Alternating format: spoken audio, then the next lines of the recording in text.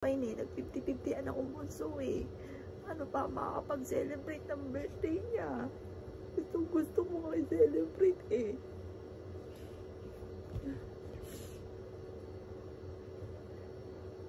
Anak, ito ba gusto ipakita sa akin? Alam mo namang nasa ospital yung patid mo, nakakonfine. Kasi nagwala ka ng ados. Dapat nga mag-uukada tayo, diba sabi ko, lahat sila mga bossing, kinumpute ko kung ilan kami. 33K daw po, paghahandaan ko naman to eh. Usapan nga namin, ukada kami. Naka-ready na yung kung sino-sino sasama sa amin sa hapon. Kasi sa umaga may mga kaibigan daw siyang pupunta. Kaso nagwala siya eh. Sinugod namin sa ospital ng umaga yung anak kong bunso naka-confine. Kaso to, nakakalungkot naman tong ano ni Joey na to. Ang damdam po siya. Huwag ka nang magdamdam. Kahit naman wala ka, inaalagaan kita na mahal kita. Kung pwede lang palit tayo ng posisyon. Ikaw na ang mabuhay, ako na ang wala. Kung pwede lang, kung may rewind, ako na lang yung si Ding Dong, ikaw na lang bumalik dito. Kung may rewind.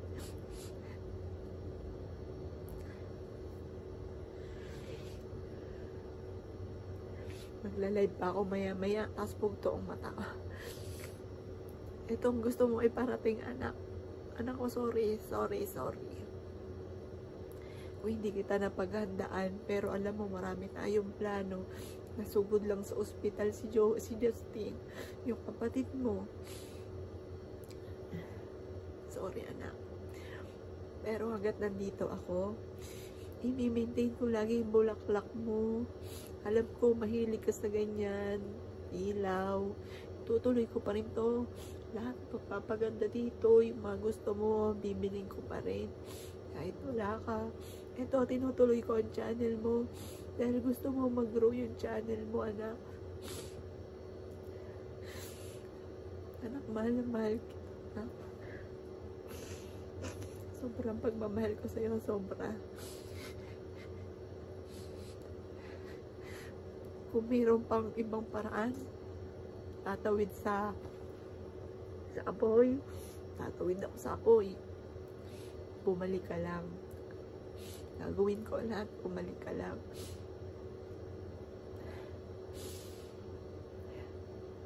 Sana anak, itong letter mo, ito, alam ko nandito ka.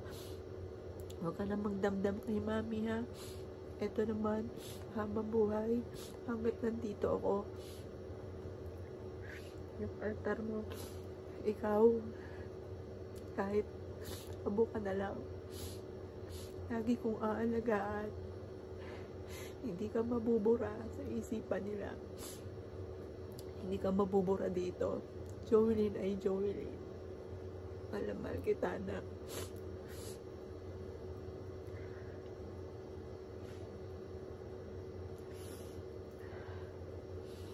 Ito po yung cake daw po niya.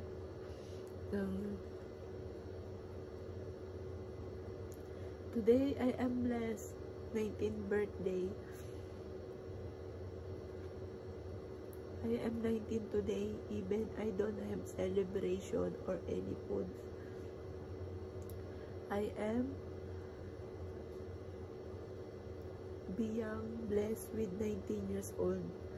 I feel so loved, but sometimes I am feel unloved and sad. So many problems I've been taught these years. I'm slight sad because I don't have celebration.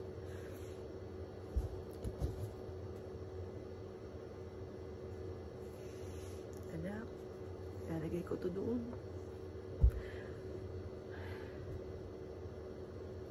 Huwag ka na magdamdam, anak. Hindi ko alam kung paano ko kakaangan na nagpi-50-50 yung kapatid mo Tapos birthday mo mismo ng araw na yon. Kung paano ko ipagtitiwang yon. Kung alam mo na ang kapatid mong bunso ay nagpi-50-50 na sa ospital. Tapos isi-celebrate pa natin ang birthday mo. Paano mangyayari yun? Paano gagawin ko doon? Wala akong uwian maghapon noon. Ako na rin nagbantay ng gabi kasi nakikita ko yung pump ng dibdib ni Justine.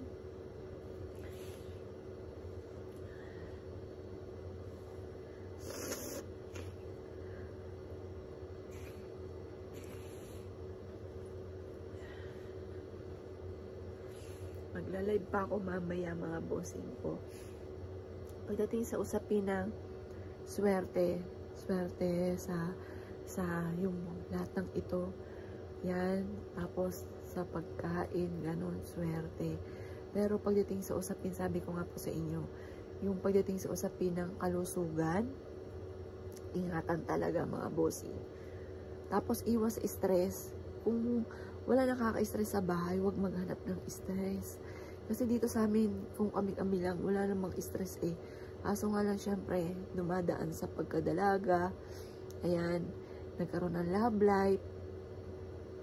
Doon nagkaroon ng, nandun yung pagsubok, mga bossing. Ayun, yun ang pinaka-ano. Tapos, yun nga, matakaw po talaga kami. Siguro, pagka, halimbawa, pagod na ako, kung anong gustong kainin namin, ayun, kain po kami, mga bossing. Yun yung pinaka, ano sa amin eh, pagkain. Matakaw po talaga kami, mga bossing ko. Kaya nga po namin umubos ng isang balot na cases, or kaya Toblerone, isang malaking Toblerone. Sa loob na isang araw, pwede po namin kainin po yun. Parang, ano, basta ako ano yung gustong kainin. Yun ang pinaka-bisyo namin, pagkain, mga boss. Kaya kayo po, mga bossing ko, yung mga pampaswerte natin, yung mga lalo na sa kalusugan, sabi ko nga po sa inyo, sangkap lang yan. Nasa atin pag-iingat talaga. Yan. Ayun nga po mga bossing ko. Marami ng mga sulat po siya 2020 pa. Na mga parang may sign na grateful daw siya dahil gumising pa po siya, yung mga ganun.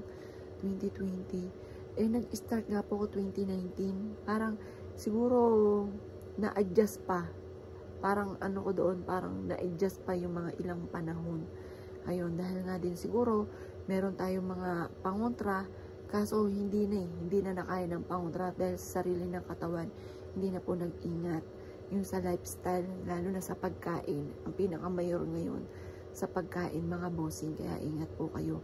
Tapos, iwas din sa stress, mga bossing. Ngayon, hindi ako naghahanap ng stress. Anak ko po kasi to, mga bossing. Baka kasi may mag-comment na naghahanap ka ng stress. Hindi po, kasi po, parang gumagawa siya ng daan na parang hinihigit ako lagi dito kahit anday kong ginagawa. Parang, mami, ano mo na yung may gusto ko ipabasa sa'yo. Mami, may gusto ko. At saka, yun nga po, masaya siya, mga bossing ko, dahil, ay, kukunin ko pala to. Masaya siya dahil nag-grow nga po yung channel niya. Masaya po siya dahil lumalaki po yung channel po niya. Kaya alam ko na masaya po siya sa mga nangyari ngayon. At yung mga nasabi na hindi matahimik. Nandyan lang naman po siya. Hindi naman talaga siya umaalis, mga bossing. Dama ko po siya bilang nanay. Dama ko nandyan lang yung anak ko, mga bossing ko. Tapos parang laging may binubulong na, mami, gawin mo to, gawin mo yan. Alam niyo po ba, hindi ko alam kung pwede sabihin dito. Pero pahapyaw lang, marami akong mga wishes sa kanya na binubulong niya ang sagot. Tapos, ayun, nagugulat na lang, ala, ang galing naman, ganun, mga bossing. Hindi ko na lang babanggitin, ipipinpoint ko ano mismo yun. Pero, may maraming mga pagkakataon na wala rin akong planong gawin. Pero nagagawa ko. Kasi nag-wish ako sa kanya. Halimbawa, anak, tulungan mo naman ako, ganon. Binubulong niya sa akin na sagot. Ginagawa ko naman po. Tapos, sasabihin ko, lang, galing. Ito nga, yung mga ganon, mga bossing. Bukod na sa mga password, ha. Yun.